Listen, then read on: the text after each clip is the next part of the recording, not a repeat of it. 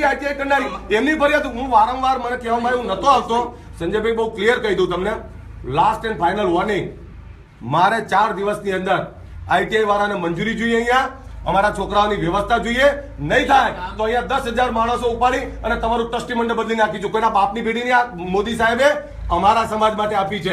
આ કોઈ ધંધા, એક મિનિટ, આ ધંધા માટે નહીં આપી, આ પૈસા કમાવા માટે નહીં આપી. આ મારા ગરીબ છોકરાઓ ભણે, મારા છોકરાઓ ડોક્ટર એન્જિનિયર બને એના માટે આપી છે. ખાવા નહીં મળે તો શું બનશે આ છોકરાઓ? એટલે આ જે ધંધા ચાલે છે ને, હું તમામ ટ્રસ્ટીઓ મારા વચ્ચે કહી દેજો, અલ્પેશ ઠાકર આવે તો હું પથારી બીવરી નાખીશ પછી હું. અને આ છોકરાઓની જમન વ્યવસ્થા અત્યારે તો કરું છું. એક દિવસ પુકાર્યા તો દીપક મિસ્ત્રીને હું વાંચી દઈશું. સમજી લેજો, તમારી ફરિયાદ આવે છે દીપકભાઈ, ફરિયાદ તમારી આવે છે. સંજયભાઈ બહુ ક્લિયર તમને કહું, અરે ભાઈ તમારી જવાબદારી છે કે નહીં? તમે મને તમારે કોઈએ ડરવા નહીં. અલ્પેશ ઠાકોર એકલો કાપી છે, બેઠો છે. તમે મારા દીકરાઓ છો, હું તમને 10 વર્ષ જમાડી શકું છું.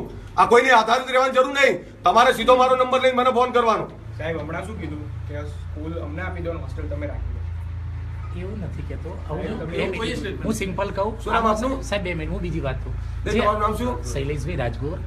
અત્યારે જે હોસ્ટેલ ચાલે એ બક્ષીપંચ કુમાર છાત્રાલય, એ અમને રિયલમાં ચલાવવા નથી આપી છેલ્લા 3 મહિનાથી. હવે મને એક કહો, પૈસા અને શિક્ષણમાંથી કોની પસંદગી થાય? એવું નથી પહેલા મને જવાબ આપો. તમે એજ્યુકેશન ચલાવો છો, શિક્ષણની પસંદગી થાય ને? તો આ વેપાર કરવા માટે મોદી સાહેબે નહીં આપી. આ જમીન મોંઘી જમીન આપી હોય મોદી સાહેબે તો ઠાકોર સમાજના શૈક્ષણિક ઉત્થાન માટે આપી છે.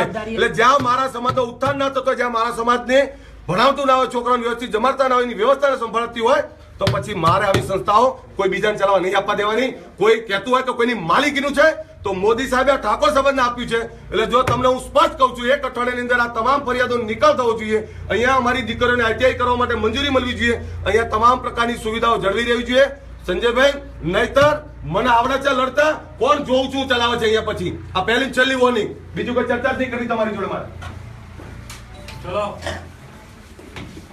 ગભરાવાનું નહીં કોઈએ ક્યારેય. ચલો,